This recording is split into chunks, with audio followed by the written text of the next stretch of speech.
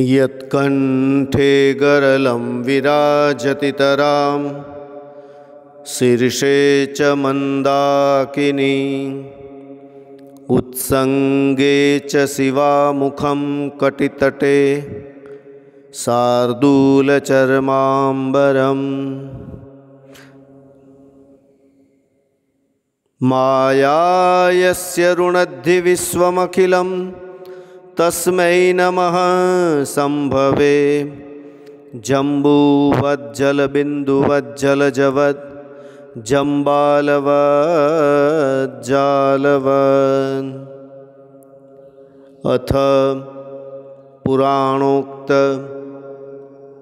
संक्षिप्त रुद्राभिषेकः। ओम नमो भवाय सर्वाय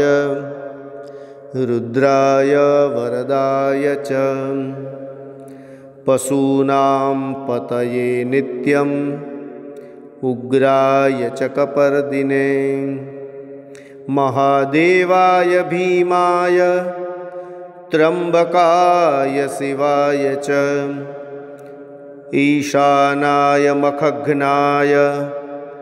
नमस्ते मखघातिने कुमार गुरवे नित्यं नीलग्रीवाय वेधसे पिनाकिने हविष्याय सत्याय विभवे सदा विलोहिताय धूम्राय व्याधिने न पराजिते नित्यं नीलशिखण्डाय शूलिने दिव्यचक्षुषे हन्त्रे गोप्त्रे त्रिनेत्राय व्याधाय च सुरेतसे अचिन्त्यायात्मिका भर्त्रे सर्वदेवस्तुताय च वृषभध्वजाय मुण्डाय जटिने ब्रह्मचारिणे तप्तमानाय सलिले ब्रह्मण्यायाजिताय च विश्वात्मने विश्वसृजे विश्वमावृत्य तिष्ठते नमो नमस्ते सत्याय भूतानां प्रभवे नमः पंचवक्त्राय सर्वाय शंकराय च शिवाय च नमोस्तु वाचस्पतये प्रजानां पतये नमः नमो विश्वस्य पतये महतां पतये नमः